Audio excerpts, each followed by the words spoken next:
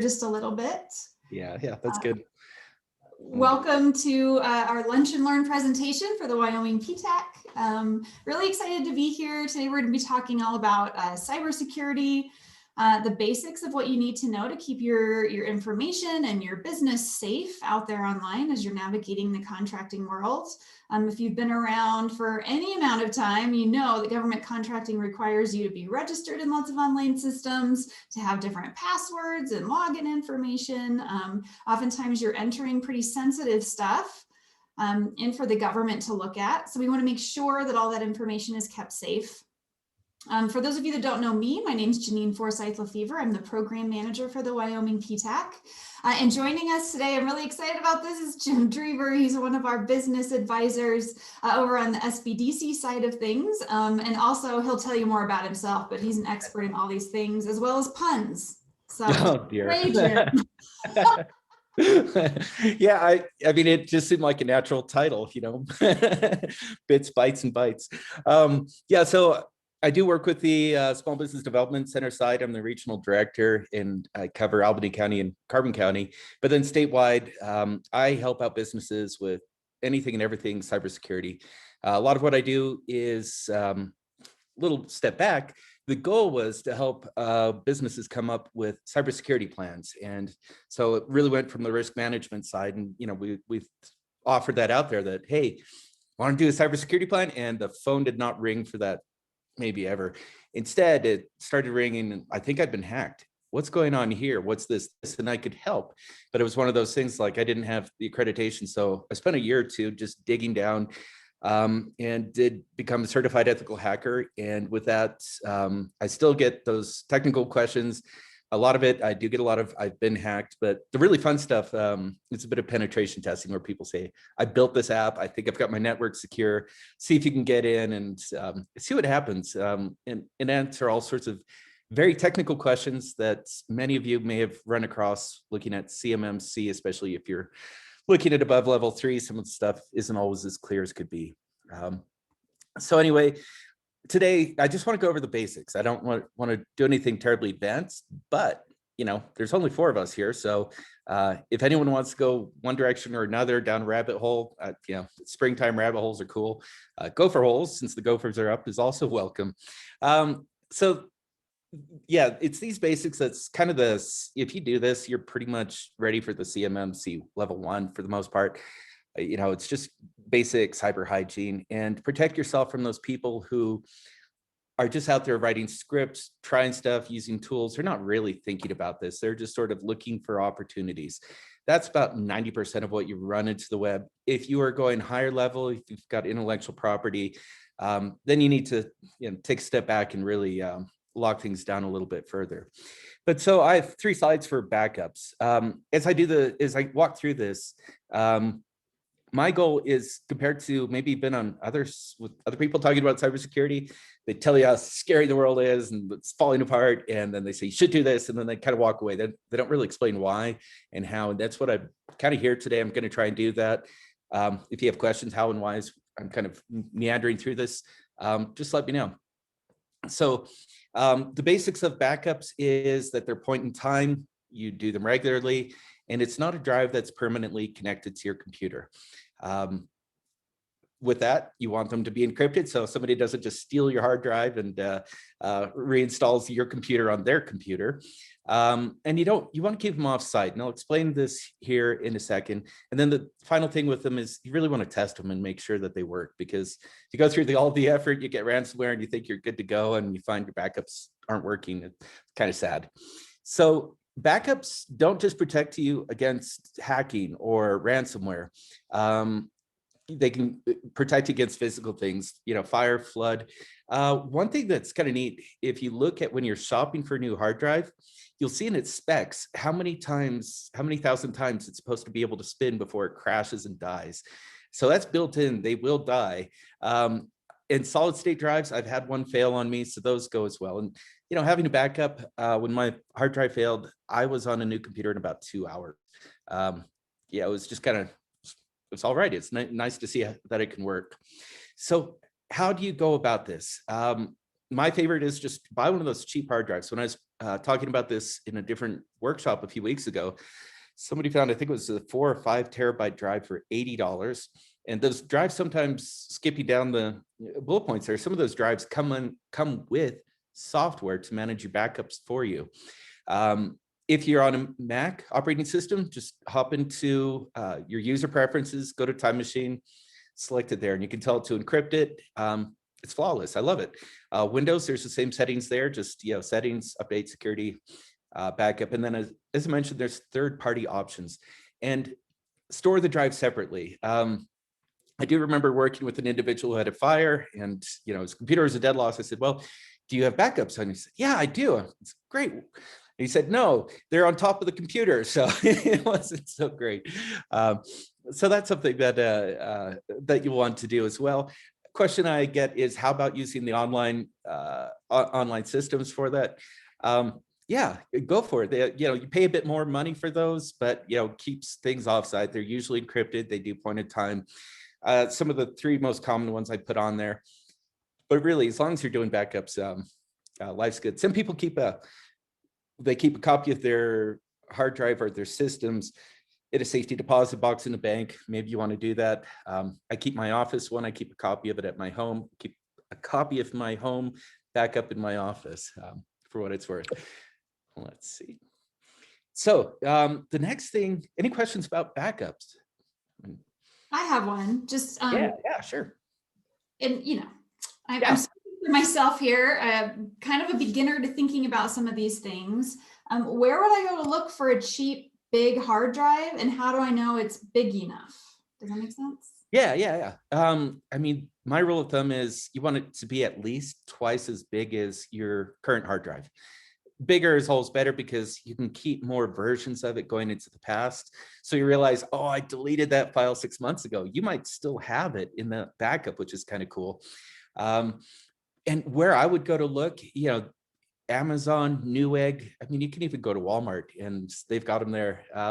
It just, I would make sure it's brand new. So it's, you don't get a supply chain issue where somebody's already installed stuff on it.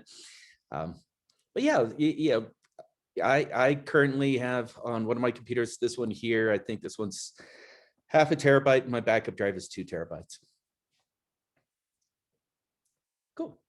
The next thing that I run into all the time as far as vulnerabilities is password management. So you've all heard about it, and I bet many of you are using it, 2-factor authentication. That's where you get preferably Authy or Duo or something else, sends a code or has a push notification as you type in your password. It verifies that you also have a phone and you log in. Some people use YubiKey. Whenever you can, use those. Google has it. You have to turn it on. Apple, they're finally mandating it sort of, you have to opt out of 2-factor. But that's really helpful. The next thing is use password manager. And I'll talk a little bit about those in a second and give you the hows and whys on password stuff. You want to, some of those password managers I've put in there is Dashlane, LastPass, and Apple's built-in keychain. If you're using anything, it's better than nothing, but be careful if you're using Chrome or Firefox. They've had a couple vulnerabilities show up with their password managers. And then, there's the famous site, haveibeenowned.com. One question I'd like to jump into is, how do I have a password to manage my password manager? And so I have an example there. And you could see this is a way that we can use domain names and stuff like that we're familiar with to manage your password. So in this case, instead of www, I wrote in mmm. So it's just W's upside down, I love mountain biking at spring. And I came up with a kind of funny .com. That's not going to show up in any dictionary attack or any duplicate passwords. It's unique. Well, I've flown this out here, so maybe it's not such a good one, but that's an example. You can use something that's personal to you that you're going to remember. So I want to get into the hows and whys. So when somebody says, here's my app, see if you can break in or do anything to it. There is a dark web version of Have I Been Owned? And what it is you can type in a domain name, you can type in a username, whatever else, and it'll give you any plain text passwords that you're looking for. And I use that sometimes in demonstrations. You can look up Bill Gates' software, Bill Gates' password history with his Microsoft account. It's interesting, but the goal is, by understanding that, you don't reuse passwords because somebody's going to do that. The next thing is guessing is really big. You might not be surprised how many times the password has something to do with their name of their spouse, them and their spouse, and the year they got married. That is by far the most common. Number 2 is pet names, followed by kids and years that they were born. The next one is, so what I'm saying is don't use those. Use that password manager, random gibberish sort of stuff. The next one is dictionary attack. And with that, I say do not use words, names, and places. So the example I have for that is the graphic I have below. This is a password dictionary that you can download, and you can run it against passwords to see if you can get in. As you can look at it, it is 15 gigabytes. It includes every language version of Wikipedia in 2010. It includes whole book collections. And when they tried it out on, I think it was eHarmony and LinkedIn, and they got in about half the time just using these dictionary attacks. So again, you don't want to use stuff that, you can say, well, if it's in German, they're never going to guess it. But yeah, that's not so much the case.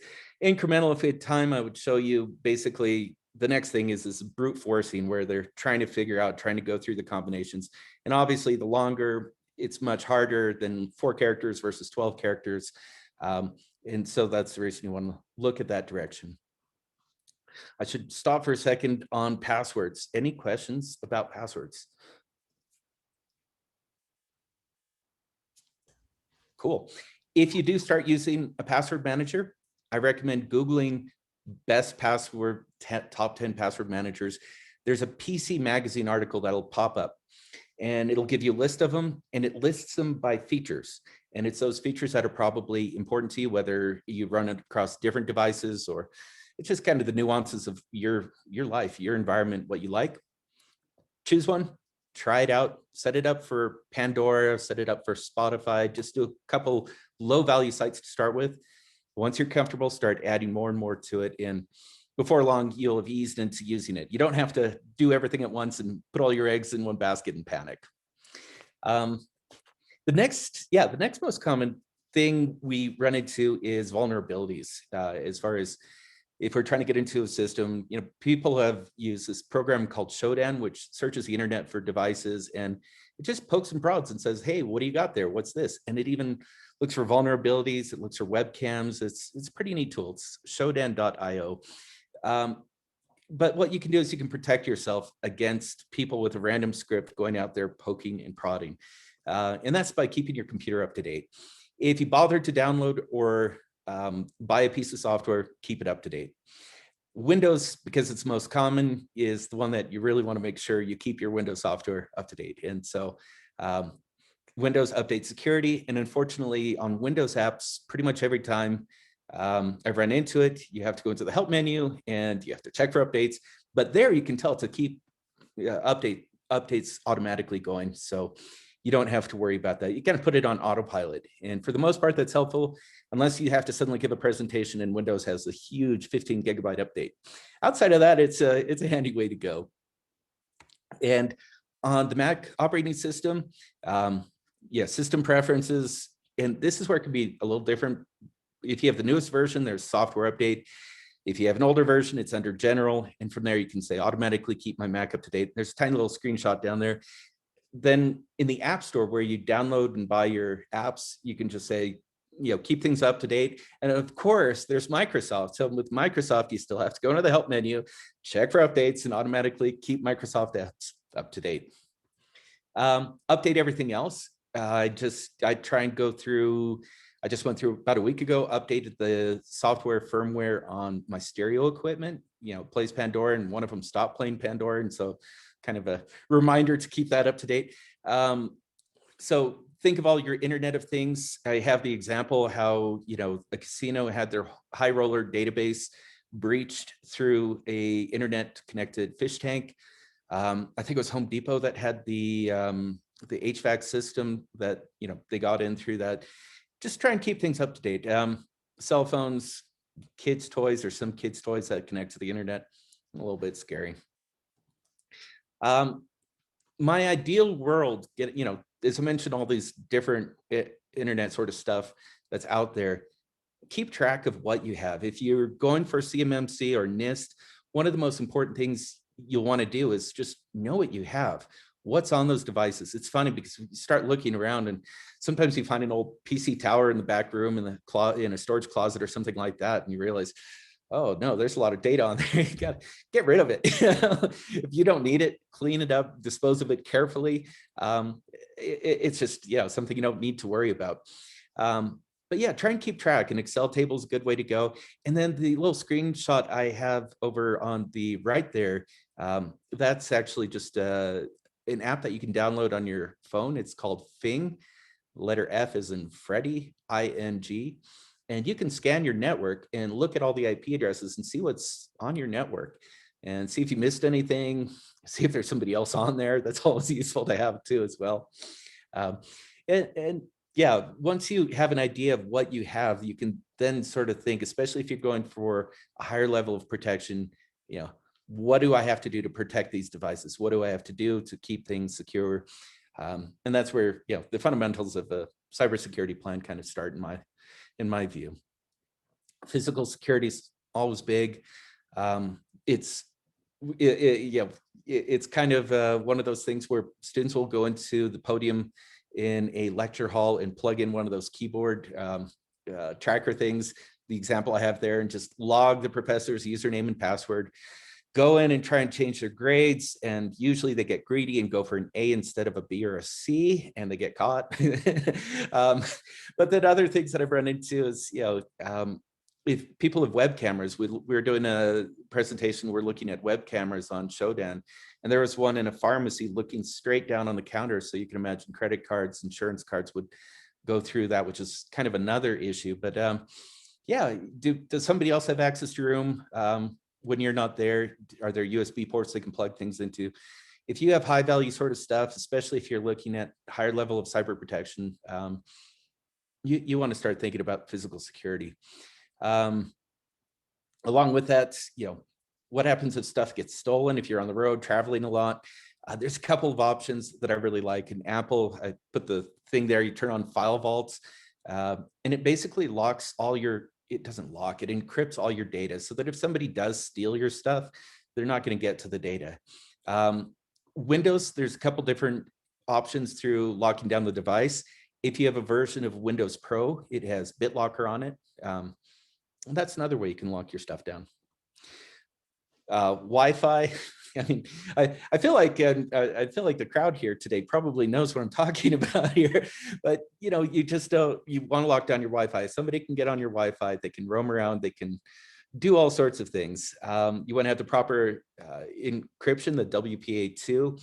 The other one is splitting the network. And I was in a lawyer's office a couple of years ago, and they said, oh, just connect to our Wi-Fi. And I noticed I only had one Wi-Fi. And, you know, do you not have the guest network? No, it's okay if you use it though. All of their different computers are on that same network. And obviously, you know, red flags are going off in my mind. You know, this doesn't work out well. And, you know, that kind of goes with your employees too. If they're coming in with their computers, you cannot monitor what's on their personal stuff, on their cell phone, on their Androids. There's a lot of nasty things out there that they could have downloaded and not know about. You want to keep, if you're going to let them connect to your network, make sure it's separate from your business stuff. Make sure it's separate from your QuickBooks and everything else that's critical for business. Yeah, when you're on the road, you know, I worked with somebody who was headed to China with their intellectual property. I advised them, don't even bring your laptop. Like, just borrow one, a burner. You know, don't, you know, just consider it not safe if you're going to take anything with you. If you are traveling and you do need to connect and you've got your computer, don't use the hotel Wi-Fi. Don't use the Denver free Wi-Fi. And if you do, you know, use the VPN at least. There's a lot of different VPNs out there. you want to go with one that's reputable, one that you actually pay for. You know, there's a whole rabbit hole we can go down on VPNs, but you know, it's better if you can connect via your cell phone. That's secure. If you have one of those little hotspots, that's great. And yeah, don't plug anything into your computer. Just assume it's got malware on it. You pick up that thumb drive, it's probably got malware on it. Somebody at a conference you're going to, you win something that plugs into your USB drive. Just kind of have red flags if you get anything like that. The prototype came out about 3 years ago for iPhone charging cables that have bad, what is it? The bad USB. It's a malware program installed in them so that when you plug it into your computer, it actually pretends to be a keyboard and executes code. Those are out there. So just, yeah, it's one of those things like be really, be paranoid. It's kind of a good thing. Let's see. And the last sort of thing I kind of want to talk about with, and we might switch over to Janine if she has examples on this, is spearfishing. Most of the time, you're probably used to somebody saying, yeah, you can tell phishing, there'll be grammar errors in it, there'll be mistakes, you can hover over these things and you can tell it's not real.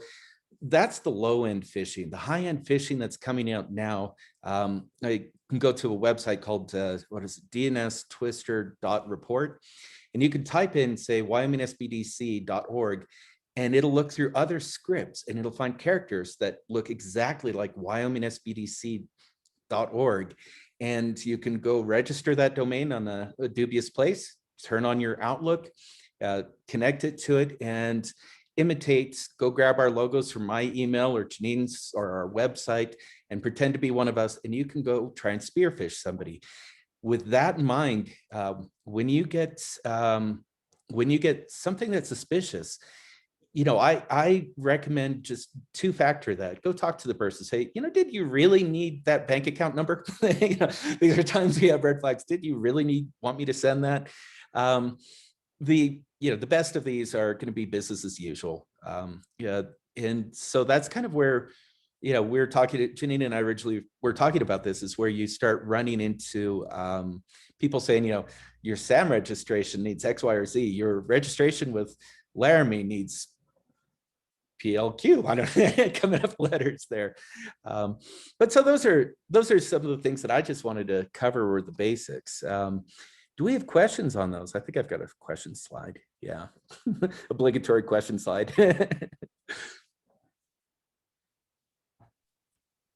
Any questions for Jim? I know one that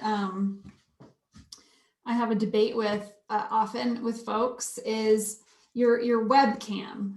Do you need to have a Post-it over that when you're working and you're not having your webcam on? Or alternately, is the webcam on your phone or the camera on your phone able to just turn on at any moment? And can a hacker see you or see what you're seeing? Lots of webcam questions.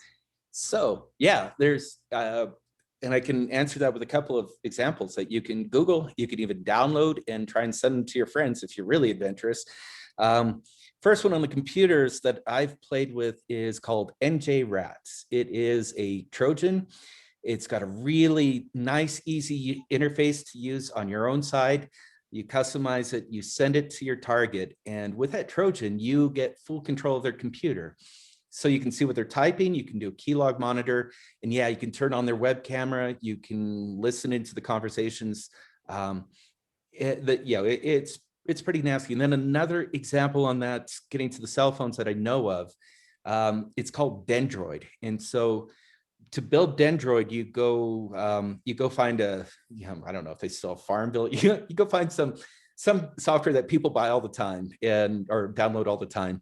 You get that custom kit and you put the Dendroid into it.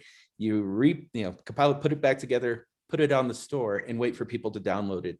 And that one does the exact same thing. It's got the full Trojan on your phone where you can listen to conversations, track, and do that sort of thing. I don't know of Apple ones that you can do without jailbreaking the Apple, but I'm sure somebody out there is a lot more clever than me and has figured something out. So yeah, I generally like to keep the cameras covered. I usually have those little slip cover things, and especially with my kids. I taught one of them had to go to ABC over during their COVID work from home, sort of study from home, and an advertisement on that web page installed a Trojan onto his iMac, onto an Apple.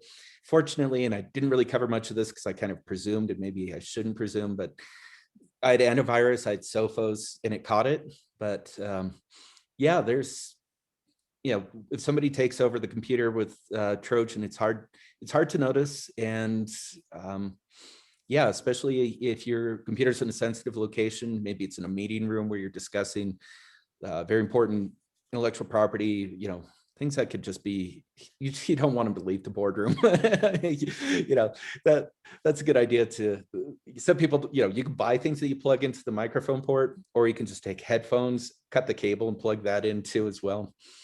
But yeah, your computer, your phone, and otherwise, you consider it kind of a listening tracking device. Mm-hmm. Yeah. Good advice. I think the other question I had on the government contracting side, and yeah. It's less of a question and more of just a wondering, maybe an observation. And Christy, Morgan, Pat, Steve, if you guys have questions, feel free to hop in as well. You can always put them into the chat or just unmute and ask. As contractors are going through their initial SAM registration and then subsequent renewals, the SAM system asks for a lot of pretty sensitive information. Primarily, I'm thinking about all the points of contact for your business, your bank account, your routing number for your bank account, your business start date, right? It's a big, robust collection of information, and the reason they're doing that is the folks at CAGE, the folks at the DLA that are reviewing this, want to make sure, to the extent they can, that there are no bad actors doing business with the U.S. government, right? So the whole point is they're going to check up on you. Occasionally when I work with folks, though, there's a lot of hesitancy, right, about offering that information, about having it live out there. And once you're in SAM, not all of it, but a chunk of information is publicly available, right? Your business name, where you're located, your phone number, things like that. So I don't know, do you have any advice, anything you want to speak to around that to kind of help folks wrap their heads around what that looks like? I mean, yeah, sure. So when if you're a hacker going after a business, you try and find out, you do some reconnaissance, some footprinting, you try and learn anything you can about a business through public sources. A tool that's kind of fun to play with, you should try it out, just even the free version, Maltego. There's some others out there that basically where I run with that is, if you're a business out there doing business, your business's information is not secret, especially businesses that have to work in Florida. The registrations as a foreign entity with a Secretary of State there provides so much information on the business. It's kind of ridiculous. So, dividing on the public side, the business side, most of the information is already out there. The best you can hope for is that, you make sure that you're actually, on SAM, not on SAM with some other script or something like that. But it's a necessary risk. I feel, unfortunately, I would make sure that the computer you're using is, on your own Wi-Fi, it's secure and what have you. The difference really I find is, when it gets to the personal side, I obfuscate and obscure stuff all the time. My Fitbit thinks I'm 112 years old and I am 8 feet tall and 60 pounds. Facebook also thinks I'm in my 80s. I get a lot of ads for slippers and awesome. Mattresses. Yeah. Wait, you bring up a really good point, making sure you're on SAM. This is something we roll through all the time. I stole the share screen. Yeah. Here and you type in System for Award Management, right? That's what SAM stands for. The first 4 things or 3 things there are ads. They're labeled as ads. Can you see my browser, Jim? Mm-hmm. Okay. But oftentimes what I get folks doing is just clicking on the top thing that comes up, right? And this USFCR, I've had clients taken in by this. They will charge thousands of dollars for what we at the PTAC can do for free. They will charge lots and lots of money to do your SAM registration, to get your DUNS, that kind of thing. The second one, same thing, www.sam.directory. That is not a government website. Same thing with the third one, right? federalcontractorregistry.com/SAM, not a government website. Not until you get down here do you see sam.gov. That is the true SAM. That is where you want to be. And one of the reasons you know sometimes that it's a government website is it doesn't look as nice as the other websites. But that's the case there.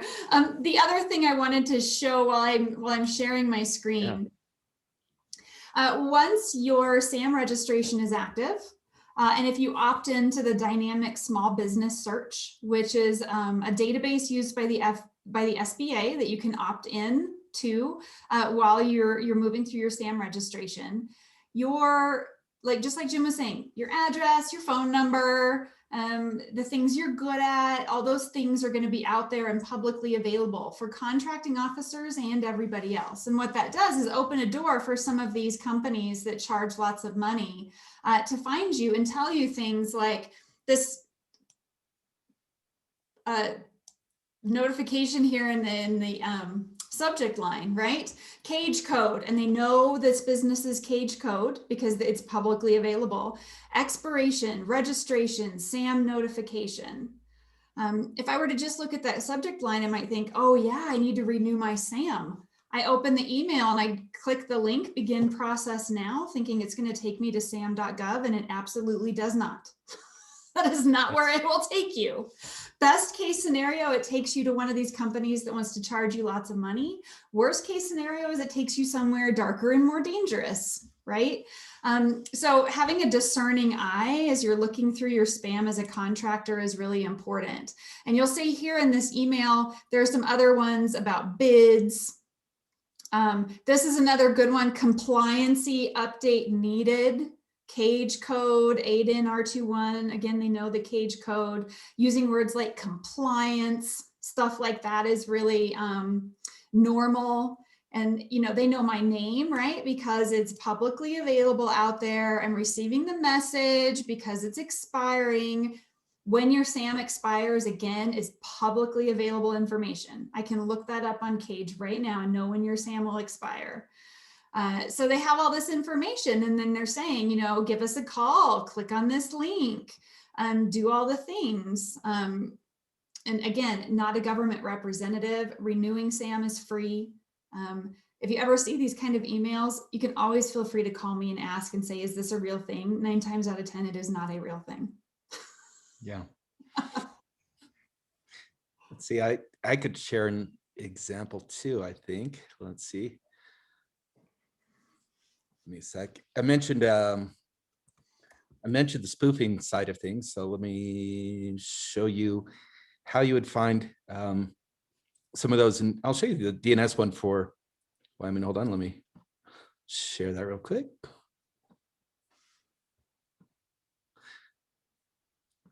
So I mentioned that you can find other characters that look like ones in a URL, and those are the ones that you can register. So this is the DNS Twister report I mentioned. And what we want is the ones that are available. So these are all records that you could go on to GoDaddy. You'd probably want to go on a place out of the country though, just so your tracks are better covered. But you can start seeing some of them pretty obvious. That W's looking kind of funny. But as you start going down here, I mean, these W's, they're a little funny on that, but we could start looking at this one, for example, WyomingSBDC.org. I have to kind of look and figure out which one of those characters isn't legitimate, because if you get these in your email and you click on that link in your email, you could be going to Wyoming with that funny Y or someplace like that, unbeknownst to you, because some of these are just so So clever. I mean, there's hundreds of options here. What some companies do is they look for the ones that really, really look like what they already have. And then that company will register those names as well to try and avoid its customers, clients, or even its own employees from getting tricked. While I'm out here, I could, for fun, I think I've got it on here. I could show in, I was going to show the weak server example is what I have. So this is Shodan. This is that search engine on the internet where it just goes by IP address and says what's out there. So this is the IP address I put in, and it did a search, and it gives us all the vulnerabilities on this server. It tells us what ports are open up here. And so if I was trying to break in, I would go to this organization called mitre.org, mitre.org. They manage the common vulnerability database. The first thing you see in a common vulnerability is the year that was found. So we're looking at 2011, 2010, 2014. These are old vulnerabilities. So you can go to there, learn how it works, and break in. The other thing I mentioned on here, this is where you get, I think I have it saved, port 554. This is where people don't lock down their web cameras. Wait a sec. And so we can, this one just pulls up the screenshot on the front of a web camera. You can look for ones that have password 1, 2, 3, 4, but here we're just, take a little cruise through people's web cameras. Trying to figure out if that's kitchen lab space, whatever it is. But yeah, so these are just, web cameras all over the place. We can just sort of take a look at. Okay, that floor is coming along nice. Here we are. This looks like it's a little Russian grocery store, I guess. Those are some nice solar panels. Yeah, it's, but this goes into why you want to change default passwords and usernames and stuff like that. We won't click in and get in on any of those. I'm an ethical hacker, so I don't, go beyond sort of saying what's sitting on the internet in the open. So there's one. Now you couldn't see their keyboard from there, so that's not too big of an issue. But yeah, so that was kind of a fun thing. I mentioned that I go in the dark web and pick up passwords. There's a site, you do a Google search for pastebin.com and you look for password dumps. And so what I would do if I was a business, I would go in and I would put in your domain name and look and see what else is out there. And so you can see there's plenty of password dumps, a lot of LinkedIn stuff. Facebook list, huge dump. These are all free, just plain text. And you could use and run scripts and do what else. This just goes into update your password, assume that any company you work with has lost your password. It's just a safe assumption. And that's kind of the logic behind that. And that's just that's on the plain web. That's not doing anything dark webish. That was my tangent. Good tangent. It's a ton to think about. Yeah, I think this is the kind of thing you can continuously keep learning and keep learning and keep learning. And I know at the beginning you mentioned CMMC, yes, which is something that government contractors have to be thinking about. If you don't know what I'm talking about, please email me after this, and I'll give you the quick the introduction on what CMMC is and why it's important for government contracting. So you're not only worried about keeping your own information safe and protected, you also need to worry about information that the government gives to you as a contractor and keeping that safe and protected. So this is going to be a conversation we keep revisiting, I think, over the next years as we work into this. But I wanted to offer up just any last questions. I know folks need to hop off and get along with their day. We did record this, so we'll put this out on our YouTube with the other Lunch and Learn, so you can revisit that. Any final questions, thoughts, comments? All right. Thank you, Jim. Really. All right. That was excellent. As always, after your presentations, I feel a little like my eyes are big and. But as long as you do those basics, yeah, you're pretty much covered. It's not so bad as basically, I guess, my message. Awesome. All right. Well, thank you so much. I'll let everybody go. As always, please keep in touch with your PTAC. Everything we do is free and confidential. Anything related to government contracting, we're here for you. Our next Lunch and Learn is going to be on May 5th, and we're going to be talking about HubZone and 8A certifications. So don't miss that. And we'll see you soon. Thanks, Jim. Thanks, Cool. Thank you, Janine. Thanks, guys, for joining. Bye-bye. Yeah, thank you.